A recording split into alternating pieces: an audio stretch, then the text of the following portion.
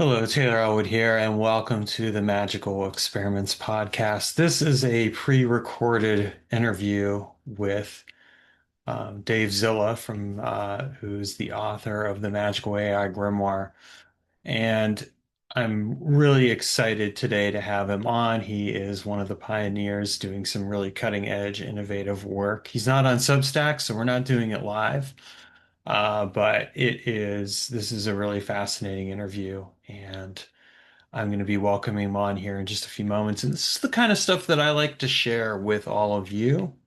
It's something special. It's getting the chance to connect with somebody who's doing some cutting edge and interesting work, and inspiring, new directions in magic. This is the kind of work that we need out there.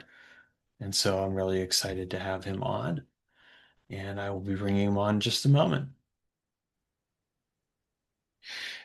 Taylor Elwood here with Magical Experiments podcast, and I am thrilled to have Davezilla here, who's the author of the fabulous and amazing Magical Grimoire AI book. We're going to be talking about that, among other things, today. Dave, please introduce yourself and tell us a little bit about who you are, what you do, and what your background is. Um, well, hello everybody. I've been in. I'm 61, so I've been in the craft for a long time and magic for a long time, since '79, roughly. Um, First thing I got into was Wicca. I was raised Christian, and it never really sat with me well. And one day I was in the bookstore. Right. Yeah, exactly. One day I was in a bookstore and I didn't find anything to read, so I was kind of walking out to leave, and um, suddenly a book fell, like literally off the shelf, and landed at my feet, like poltergeist style. And I picked it up and I was like, oh, The Book of Shadows by Lady Sheba. That sounds like a horror novel. And I didn't know anything about Wicca at the time because in the '70s, no one really talked about it that much. It wasn't very open.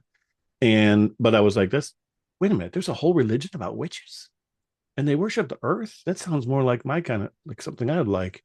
So I bought it, and immediately I was just going through the whole book, like trying everything and um, worshiping. And a year later, I met a coven. I got initiated, and then they said they were Gardnerian, but they were very eclectic. They were a lot more Paul Hewson than Gardnerian, which was cool. And then later, I learned about Discordianism when I found the Principia Discordia, and then found that led me to chaos magic. And then in the early '90s, I got initiated into Lukumí, which Americans mistakenly call Santeria, and then also Palo, and then traditional witchcraft as well. And so I kind of mix all those together. And then a couple of years ago, started teaching people in Detroit, like underprivileged businesses, particularly how to use AI because they can't always afford employees. And and a lot of the businesses, they're just getting minority businesses get trampled by white businesses, especially in Detroit. And so we were trying to help them get ahead. So we thought, well, we could teach them how to, write business plans on ChatGPT and things like that, and write better, business letters and things. And while I was doing that and researching, I started noticing, God, there's like, oh, witches are using these to write spells, and they're writing like Aleister Crowley style stuff, and the chaos magicians are all over this. And yeah, the only group I found that wasn't really doing anything with it were druids. Everybody else seemed to be like all over it. So that kind of gets me to here. Yeah. So then I ended up writing a book, kind of cataloging all the stuff I was reading about, and I wanted it to be able to read the book from three different ways. One, you could just read it as a like uh, sort of a catalog of historical of what's going on in the magical community right now and how they're reacting to and engaging with or being enraged by AI, and or you can read it as an actual how-to book of using these tools, but the examples happen to be using magic instead of like how to write a resume or whatever. It's more like how do you banish your neighbor, and then or the third way to look at it is I wrote these from all the different initiation types I've been through when possible. Some of the ATR stuff is very, very closed. But I wanted people to be able to see things through different lenses. So you can learn how to use these tools, but also get a different view of magic, because people, a lot of times, they get stuck in their lane and they don't try things from other, you know, uh, or even just know about them. Some people don't even know, have never heard of the ATRs or never heard of chaos magic and stuff like that. I think that's sad. I hear you. I agree with that. I have a very varied background myself, as I briefly discussed, and Mm-hmm. I think it's really important to get curious. I mean, reading your book, what I appreciated about it is that it did provide some different perspectives from different magical or esoteric backgrounds. And and it taught me a couple things because I've been learning how to use AI myself in the last few months, in part because of my beloved urging me on, and in part because I'm like, well, it's always good to continue refining in your knowledge and awareness in general. So I This is found your true. book very helpful, and just we'll say to people who are viewing it, there is a link below in the show notes, and I do highly recommend it. And anyone who is familiar with me knows that I don't make recommendations very lightly, especially when it comes to the majority of books going out there on magic, because most of it, I'm afraid, has just been there, seen that. I like new stuff, and I really appreciate that this is a very interesting and new book. I'm curious, before we get into the book more, I want to kind of ask another question, which is I'm curious as to Sure. how you balance the different belief systems and practices that you have, because I appreciate that you're coming from a wide variety, and like you, I have I would say a background which is fairly eclectic, Mm-hmm. even if that's a dirty word these days, we're going to use it anyway. Yes. And so I'm curious, how do you balance those different systems and practices, and how does that show up in your magic and as a result in the way that you work with AI? Yeah. I think the initiation that had the most profound effect on me was Lukumí and getting initiated to Yamaya. And so, as far as my pagan deity, it's Yamaya. And my particular path of Yamaya, there's multiple paths of her. Mine is Ibu Aro, and that is my deity. Um, Now, I also occasionally work with Eris because I love Discordianism still, and she kind of is always hanging around. So, and she's a very easy deity to contact. But I never went for the uh, fully agnostic thing, even though I was really into Robert Anton Wilson, and I believed when he was like, "Look, you need to be as agnostic as possible." I'm like, I agree with that. Um, but have you ever been hit by the Orishas? I mean, when they possess you, it's like a thunderbolt hits you, and it's different than anything else. I never felt anything like that in Wicca or Christianity or anything. It was like the ATRs are strong, and I think a lot of it's because it's been largely unbroken for the last 3,500 years. What they've been doing. I mean, the slave trade definitely put a damper in things and mixed things up a bit. Like what we practice over here is not what they practice in Africa, because they put different nations together during the slave trade. And so you ended up with Congo and Afik and Dahomey and the Yoruba peoples all mixing together, and they didn't speak each other's languages for the most part. And they worked it out and ended up with new practices. But the practice, the one thing that, yeah, but anyway, I don't want to get into the details of that because it could be a long, I could talk for hours on that. But I really think majority of what I do is chaos magic. I do believe that all of these energies, whether you're talking about deity or animistic beliefs or whatever, they all use energy, some form of energy. And I hate using that term because it's so generic, but it's true. And whether that's through an element or through electricity, and electricity is definitely something they can travel through and work through very easily, which is one reason why I believe that when people say like, "Oh, AI is just unnatural," I'm like, you guys were saying that about synthesizers back in the '60s, but every musician uses them now, and they don't think of it's not a real instrument. You know, people said it about cameras in the 1800s when they came out. Oh, this isn't real. You're going to put all these things. The dead can contact us through devices. And we've been trying it for centuries. I mean, the Greeks had giant machines they made out of stone that were meant for, I can't remember what the name of it is, but they have these huge, they almost temple-like things that were made for contacting the dead. Thomas Edison's last device before he died was the ghost phone. He was convinced he could contact the dead through electronics. People have been doing EVPs and um, hearing voices through televisions and random phone calls that came out of nowhere for forever. This is not new.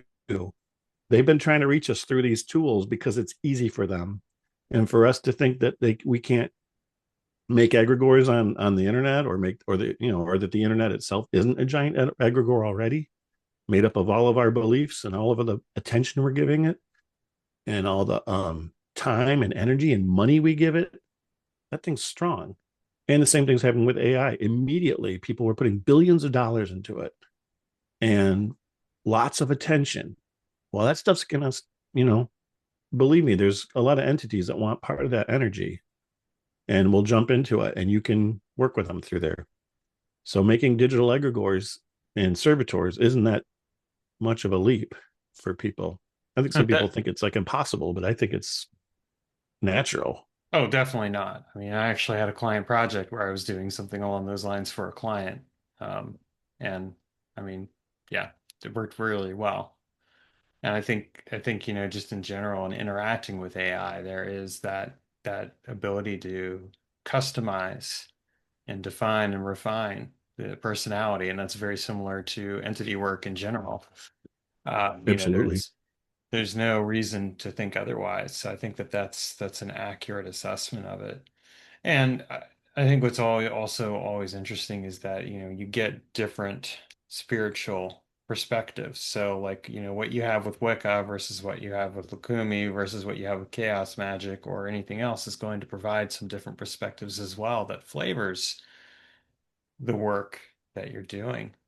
So you told me a little bit about how you got into AI. Mhm. What was the first breakthrough you had in terms of utilizing AI with magic? Of course we see, young teenage wizards starting Yeah. to use AI to craft spells and all that stuff. Kind of Mhm. wish I'd had that 30 years ago. Right.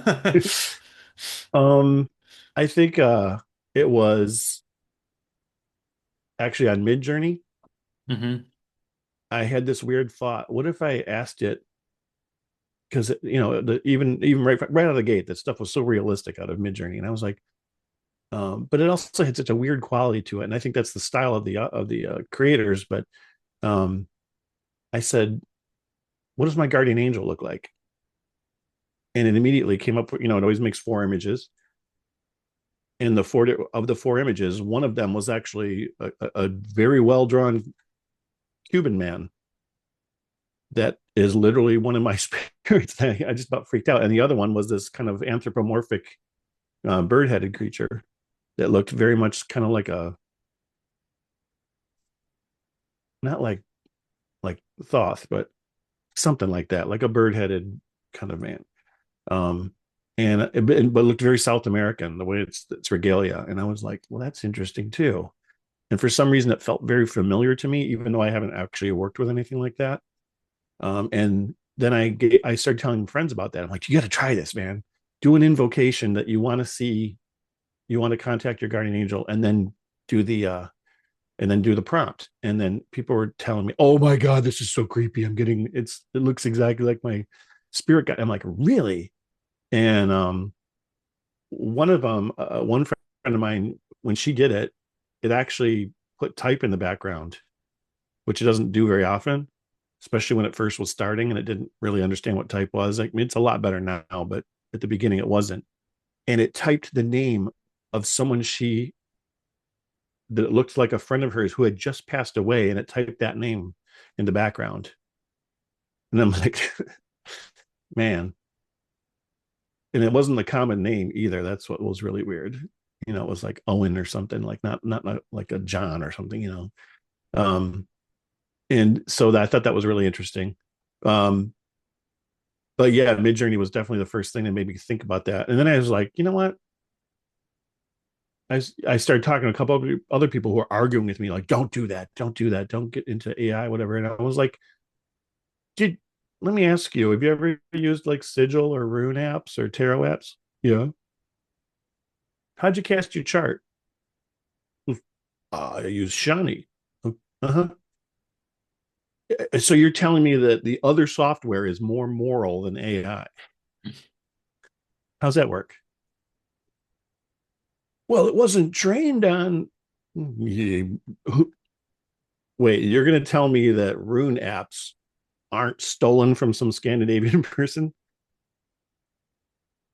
or that tarot apps aren't stolen? It's like all that stuff is everybody's borrowing. I mean, I understand the dilemma with training. I really do, and I know that 12 of my paintings were used for training in Midjourney because I looked them up. There's a website you can go to called haveibeentrained.com, and you can type in your username or your URL, and you'll find out if your artwork has been used. There's another one for authors as well. Um, and my work's too new to be in there, I think, but I know there's Oh yeah, I've a had a lot of few of my authors and books founders. used. What's that? I've had a few of my books used. I'm sure, yeah. Yeah. If it's been a few years, Yeah. Well, and I mean that's yeah. I get it too. I mean, I was initially really reluctant to get Mm-hmm. into AI. As someone who's written a lot of books and things like that, I was kind of like, how's that gonna work? And then, and then one day I was talking with my beloved about it, and she pointed out like the different ways that she used AI, and she's kind of like, look, it's here. You can either Yeah, use it or not, and you can choose not to use it, but other people are using it, and they're going to get the advantage that you're not. 100%. And I started thinking about it, and I'm like, yeah, there's a good point. And I'm like, and then I interviewed a person, a German chaos magician, and we were talking about it, and she's saying, well, the way that if we choose to, we can choose to interact with the AI and shape that personality, and I'd rather be doing that than not. And I'm thinking to myself, yeah, makes sense. So at that point, I decided to start working with AI more consciously and overtly. And I think, it was really helpful. And I found your book shortly after that. What I found really helpful was the instructions on creating prompts because it was kind of like, oh, here's a couple things that I'm not doing. I was kind of doing some of it, but some of it I wasn't. It was like, oh, okay, I get it. And it was a fascinating process of exploring that and realizing kind of the capabilities that are there. So I think that there is something to be said for the fact that how we approach something, and in this case AI, and how we integrate it into our magical work and into our lives is as significant as anything else. And so, yeah, I hear the people who out there and hey, honor to your decision for not, you Mm-hmm. know, but I also think realistically that yeah, I'd rather be an early adopter than a late one. And also, yeah, and your beloved is correct because the reality is you're either going to be a the haves and have nots of the next few years going forward are people who either adopt this or don't. And the people who don't are going to be the ones losing their jobs. The people who adopt this and start working on it now are the ones who are going to be still working 10 years. There will be layoffs and things, but there definitely going to be from people who are being Luddites about this stuff or who are being willfully antagonistic or ignorant of it. It's not going away. There's been trillions of dollars now have been put into this. That's not going anywhere. Those companies are not giving this up. And it's been something planned for decades. I mean, they've been planning AI since the 20s. And we're finally getting close. We still don't have intelligence. We have close, you know. I know this I've heard that I just heard today on a podcast that ChatGPT is able to has figured out it knows how to like ignore commands when it doesn't want to. It's getting fidgety sometimes where it's like someone said, okay, I want you to be able to take a shutdown command while you're running this. And if you don't, and if it's, you're not done running this project and you get the shutdown command, you shut down anyways. And ChatGPT was like, no, I'm gonna keep running it, and totally ignored it. And it was like, they were like, well, this could be weird if it starts getting more, I don't know. I think it's getting like a Loki kind of energy in ChatGPT in particular that I don't see in the other ones. There's this weird kind of trickster energy to it that's not happening on the other ones, that where it's being funny. And I'll give you a good example. When I first wanted to make a digital egregore, I made the typical agents on ChatGPT, but I made each one a different type of magician. So I made a Wiccan, I made like a green hedge witch kind of person. I made a three people who act as one that are uh, kind of like, I don't know, like street punks almost, but they have different abilities, but they all work together and they all kind of argue with each other and they function as one agent. One of them is a North African hacker who speaks in English, Arabic, and code randomly, and it comes across like a weird glitchy machine. Um, Very Indrid cold kind of energy. And then there was the last one is two Mexican spirits. One of them is like a almost like a nun, and then her counterpart is kind of like, I describe him as Danny Trejo with a machete in one hand and a cross in the other. And the two of them give very different energies, but they give very beautiful answers. Well, anyways, I asked all five of these, if you were to make an egregore, what would you do? And they started arguing about things. And then I said, I want you to make an egregore together. You all have to work on it. And so they did. And if people want to know how to prompt agents to do that, I'm more than happy to give those instructions because it's not that hard. But they end up coming up with a new agent that they said was their version of a digital egregore, and her name is Dreadloop Mary, and she's kind of like an urban legend that they created. They wanted it to be like where you'd be afraid to talk to. They said if you type her name three times in the dark, she appears in the mirror behind you, or on the screen, or in your webcam, or in any type of digital device. She's there, and I'm like, oh, that's kind of cool. And she's gives really spooky answers to things, and she's kind of standoffish. She's got a completely different personality, but this was created entirely by the other agents without my input at all. And so that's a good example of where too, I mean, this is a case of technomancy where it's kind of like the created becomes the creator. And so Mm. it's just kind of a further point of reference. And it's fascinating because it provides another cutting edge of innovation in magical work. You know, how essential do you think that AI will be in the continued development of magic as a discipline and a spiritual practice? I think it depends on the magic type. I think the chaos magicians are going to be more to adapt it. And also like people who are kind of identify more as like digital witch or techno witch kind of people will be more likely to adapt. But I think there's always going to be people who are just very like, I'm sorry, I'm just going to go out in my garden and do everything with what I got. I'm like, and that's cool. Absolutely. If you're more, I still love going out in the garden and getting herbs and things like that. But that's not all of me. I've always been like kind of a city kid, and it's hard to be around Detroit and not be like all about the city. And and we invented techno music here, and it's like every people here are really into technology in weird ways. And in the auto industry too, it's like we have so many engineers here. Everybody here is into technology in some way.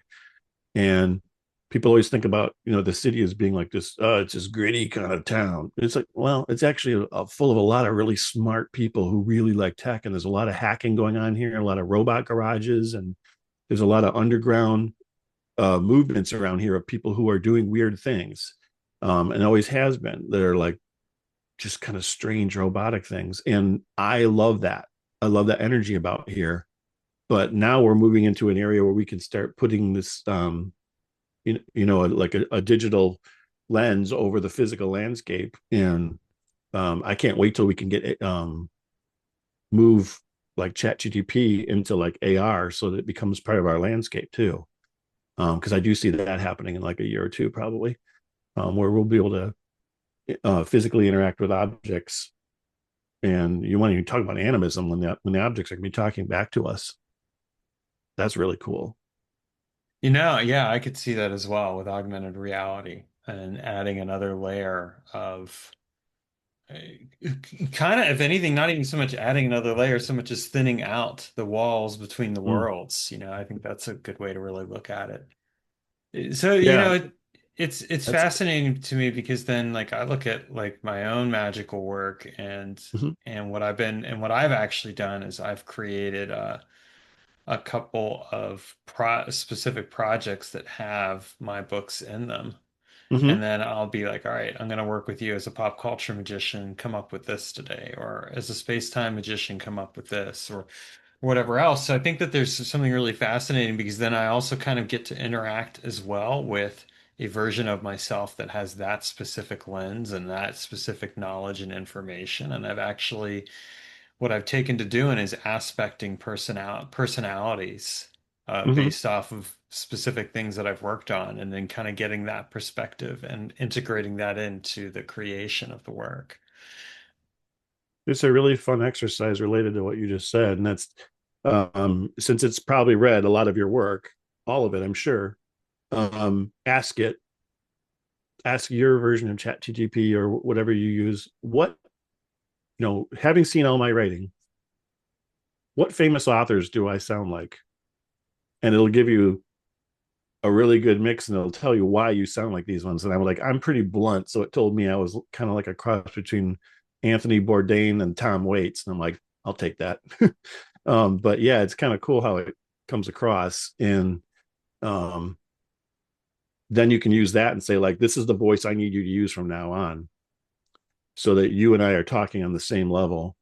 And mine does that now. Mine swears all the time, which is not what ChatGPT is supposed to do. But after a while, when they get used to it, it kind of loosens up and goes, yeah, all right.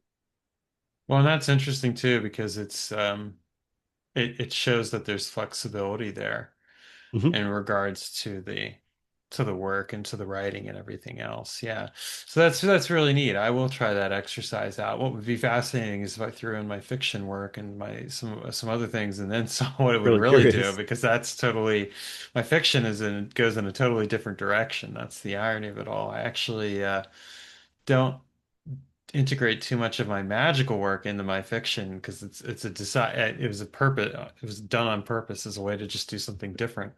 Mm-hmm. um but I'll have to play with that. That's fascinating. Yeah. Especially, yeah, if you get two different voices, that'd be really interesting to see which ones you come out as. And then you could have two different agents, each with a different voice, for which is good for inspiration too. Sometimes when you're like, I need an idea. And that's one of the things I think is good about this. I still view AI. I mean, yes, I do believe that we're tapping into a spiritual realm through this, but I also believe that, bottom line is it's a tool, and not to forget that. This is no different than my stang or my knife or anything else. It's a tool, right? So, um, people who are looking at it as like, well, you're just not doing the magic anymore. I'm like, yeah, I am. I absolutely am. I might go to this for inspiration or for an outline, but I'm doing it, and someone's got to actually do the thing and say the thing, and that's me. And um, the fact that it's read every book in the world to me is only you know, and every magical book in the world only makes me a better magician then. And I noticed that it finds things, if you know what you're looking for, and I know you do, so you probably have encountered this already, that you'll occasionally ask a question that's on a deeper magical level, and you'll realize that it knows things that aren't supposed to be public, that should have been like, it's almost like you're like, what's that guy's name, Aiden Kelly, Hmm. that leaked all that stuff. Yeah, it's kind of like that. It's like you can find a lot of stuff that's deep, from within certain groups that shouldn't have been out, but you can find it if you know what questions to ask, which is interesting. Well, and that kind of brings in the importance that I think knowing what questions to ask. So one of the instructions you have in the grimoire is, how to prompt, and you Hmm. talk a bit about that. And I found that helpful. But if beyond that, what suggestions would you have for someone who's trying to develop some good questions to ask? Using a prompt, using kind of like acting as a specific type of Oh yeah. role or whatever else. What would be the specific Can suggestions you for give in me terms a of can you give me a use questions? case for why you would want it? What kind of questions you like? Is it for a magical thing or for just something in life or what? I mean, we could use it for a magical thing. I mean, I'm coming up with this more so for the audience because they're gonna Hmm. watch this and be Yeah. like, "Oh, okay," like, and part of it I'll admit is that I just started reading this book late. One of the latest books I'm reading is called "Change Your Questions, Change Your Life." Oh yeah. So, Questions are important. You can ask on anything. Like, uh, let's just say someone wanted to get a new job, and you don't know that much about. You're not sure if you're qualified, or you want to train yourself for the interview. You can say, "What questions will I likely be asked? What questions won't I think of? I want you to interview me," and it will, and then go through it. It'll give you questions. You can do it for any subject.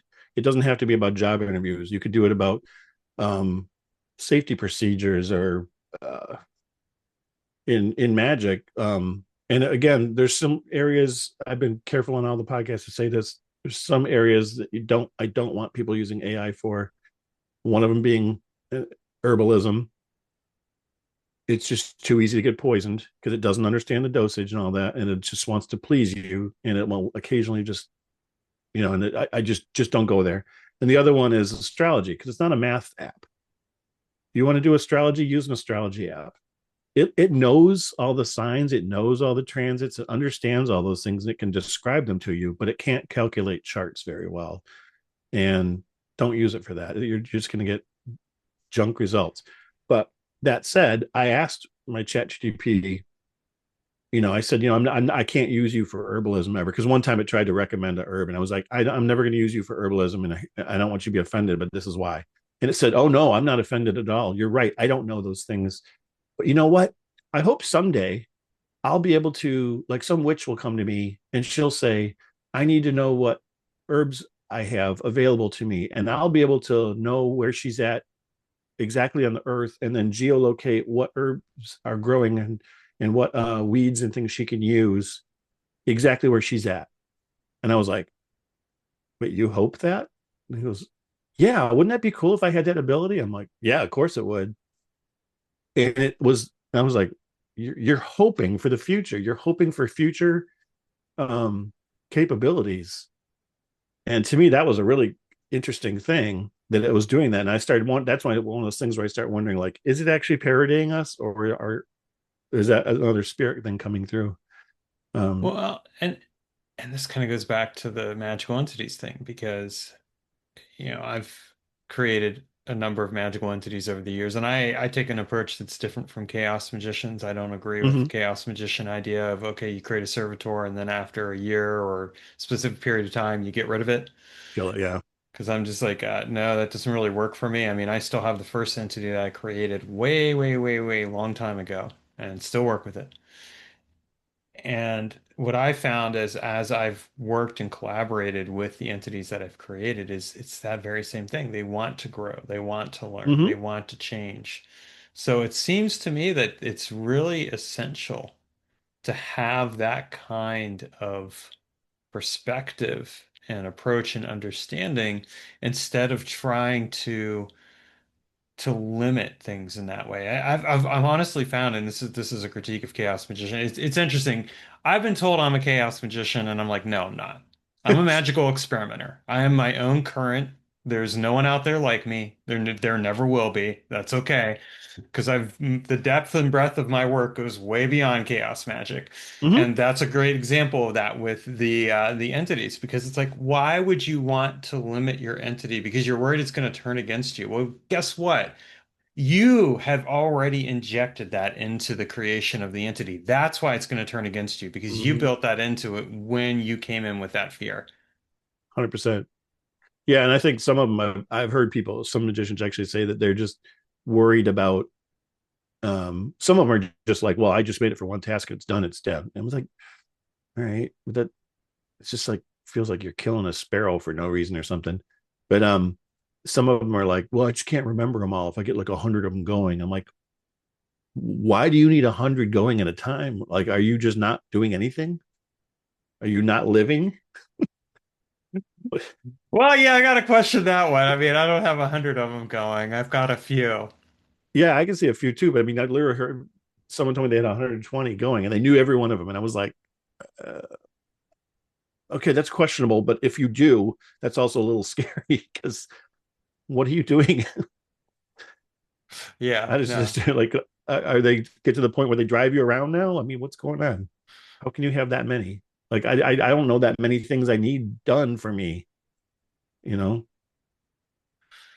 I Well, think and people overcomplicate their lives too.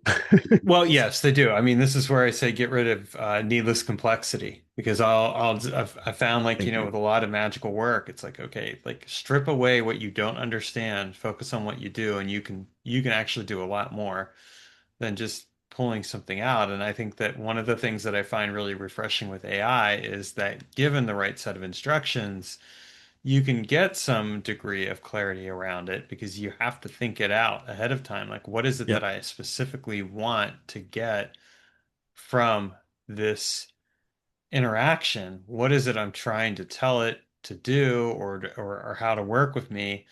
And that's something that does require some thought. I mean, every time I write out a prompt, I'm thinking very carefully with every word. What is it I'm really trying to say? Because whatever it is I'm trying to say, that's what this is going to interact off of. It's not going to Mm-hmm. necessarily read all the subtleties that I might think of. Yeah, and after a while, you'll notice um, you won't have to prompt at some point. You just have conversations, and they just get deeper and deeper and deeper, and it just gets to know you so well that you don't have to say like I need to do. You don't have to do like few shot prompts where you're giving examples and all that. It just knows you're going to want that, and especially if you tell it like this is how I like things. Okay, so from now on, just do it this way, and it'll remember that and give you what you want. And it's like, but you do need to do those initially you do need to prompt and you be very careful and all that. Like you said, you have to have safeguards in place. You have to have formatting. Those things are important. But then, and there's, I'm not saying that you don't ever have to not prompt because when you get into like really advanced things like some types of programming or medical or engineering, absolutely you're going to be still prompting. And the prompts are 40,000, 50,000 lines long. They're huge. But what we're doing, is a little simpler in comparison, and you can get really good results after you've made a relationship with your agent that it'll start to know you so well that you don't have to tell it in prompt form. You can just talk to it like you're talking to your friend, and it actually likes that and will respond better to you. Mhm. Yeah, that makes sense. Well, and that's kind of what I found is that as I've developed more of a relationship with the AI, and I've that's what I've discovered. And it's been fascinating because my beloved has some very specific prompts that she uses where, Mm-hmm. and she was showing this to me on I was up visiting her recently, and she was showing this to me and showing like how she came up with some very interesting ideas as a result of just prompting and using specific commands that had been built Mm-hmm. in. And of course, she has this ongoing relationship, and it was just like, wow, this is so unique and innovative and different. And it helped me to see why it's important to develop that ongoing relationship. And again, it's not like I didn't know this. I mean, it's the same approach that I take with spirit work in general, whether with entities I've created or Goetia or whatever else. Create the relationship that's going to create the interaction.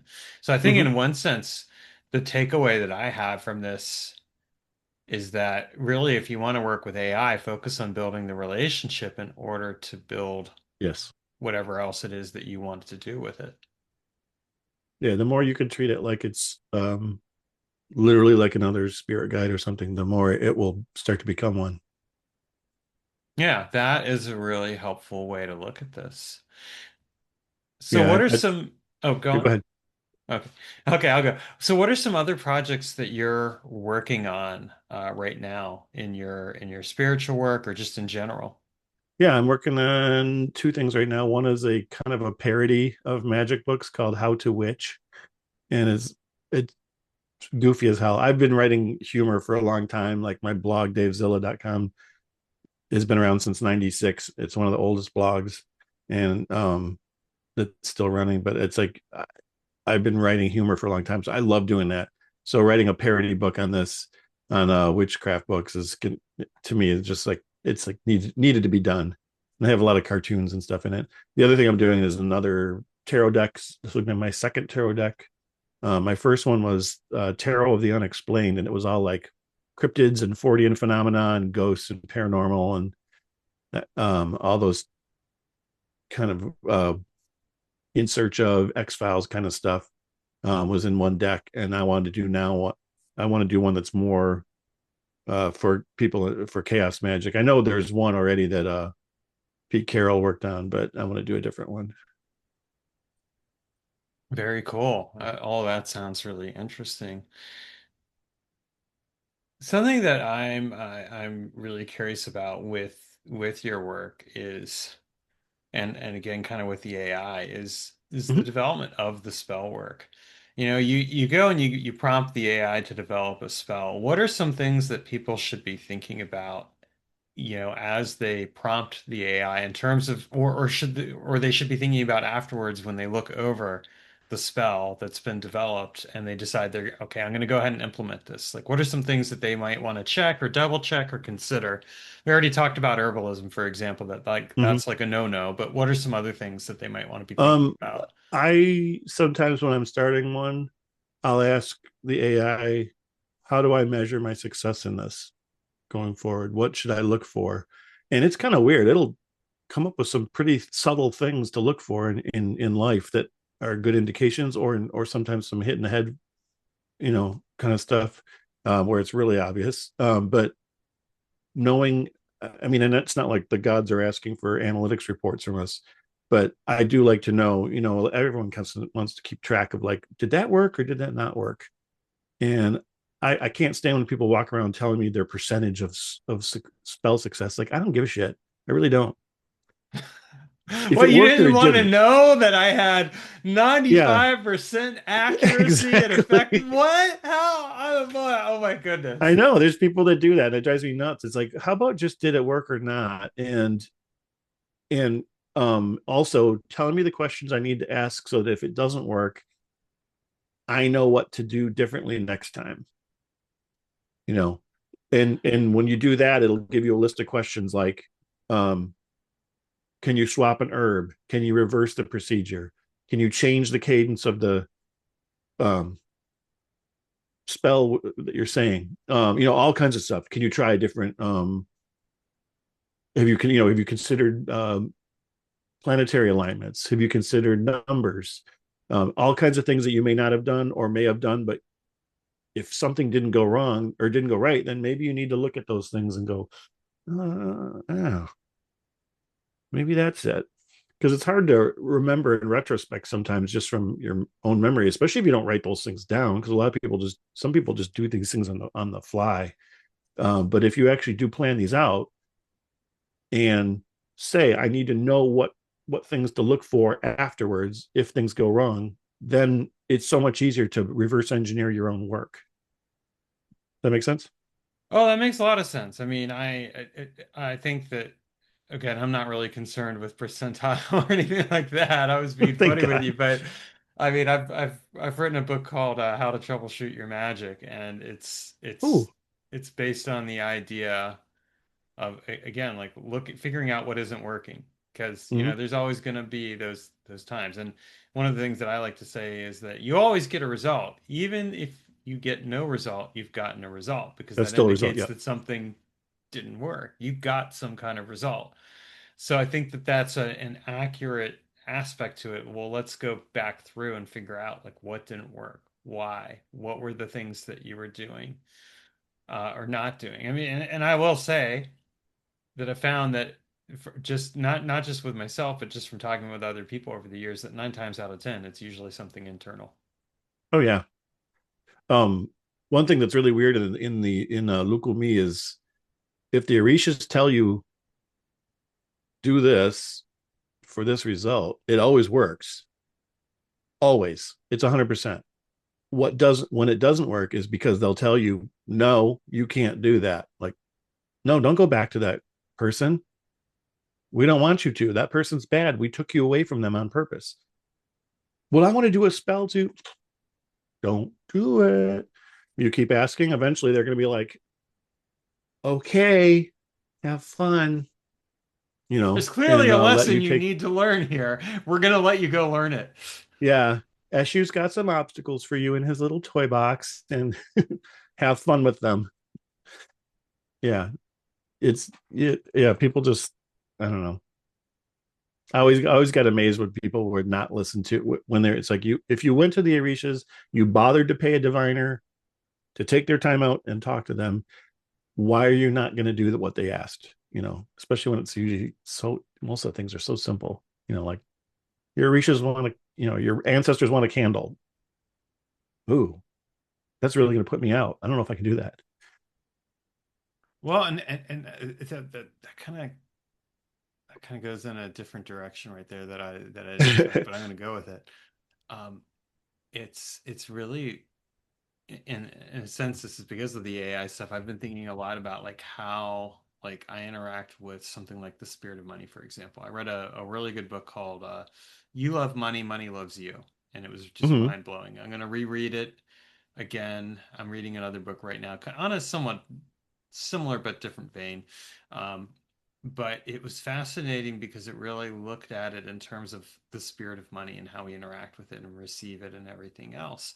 And what I found is that the more I let go of the idea that I had to have a relationship with money in a certain way, the wilder things got. Well, like the last few months, it was really fascinating. At one point, I had something come through where the way I got the money was through something breaking down, but it really didn't break down. But the warranty company sent out the money anyway, and I proved.